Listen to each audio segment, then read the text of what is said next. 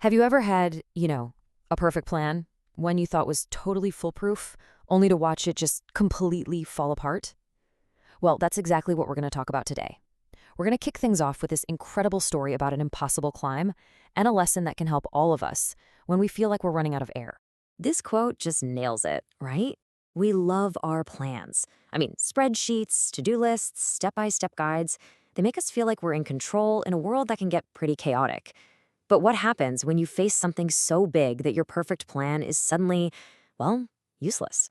Okay, so our story kicks off with the ultimate adventure, a trek to Everest Base Camp. I want you to imagine someone asks you to go on a journey that would push you to your absolute limit. It's the kind of challenge that's both terrifying and, completely impossible to say no to. So, on one hand, you've got the plan. We're talking months of training, super detailed packing lists, a schedule for every single day. It feels solid, right? It feels safe. But then there's reality. And reality is a terrifyingly shaky flight on a tiny little 10-seater plane, landing in air so thin it feels like you're starting the race already out of breath. The plan did not account for that sudden, overwhelming feeling of, whoa, this is real. And for the first few days, it was pure magic. Think of it like the start of a new school year or the first practice with a new team. Everything's exciting. The views were absolutely stunning. Crossing these huge suspension bridges felt like you were in a movie. And there was just this incredible feeling of being totally, completely alive. But as they climbed higher, things started to change. All that beautiful, colorful scenery, it just disappeared. And that feeling of courage and excitement, that started to fade too. Soon, all that was left was this harsh, kind of intimidating landscape of just rock and wind.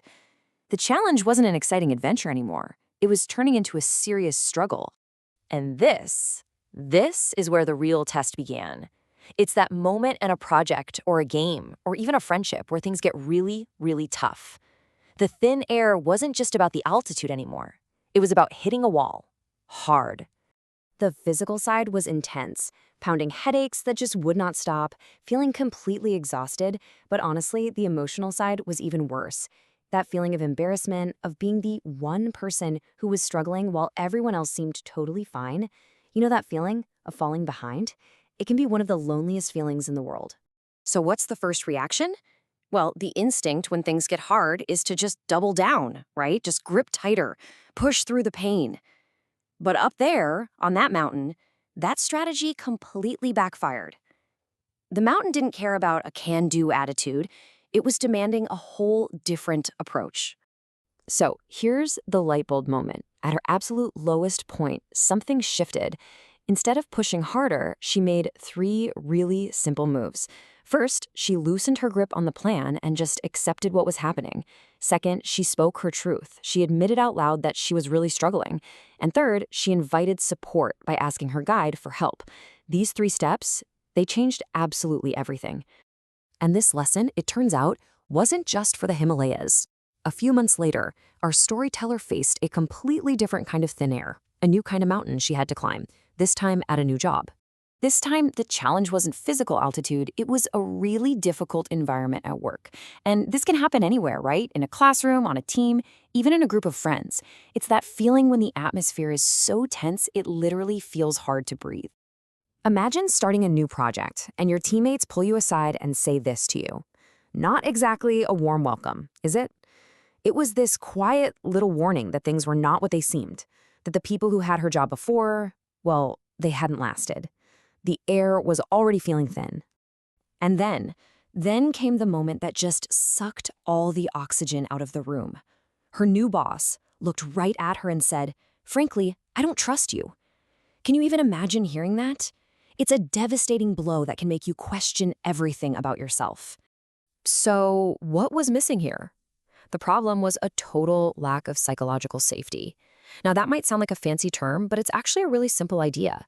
It's about feeling safe enough to share your ideas, to ask questions, or to admit you're struggling, without being terrified you're going to get shut down or made to feel stupid. Okay, so this brings us to the big takeaway. Because whether you're on a literal mountain or just trying to get through a tough week at school, we all face moments of thin air.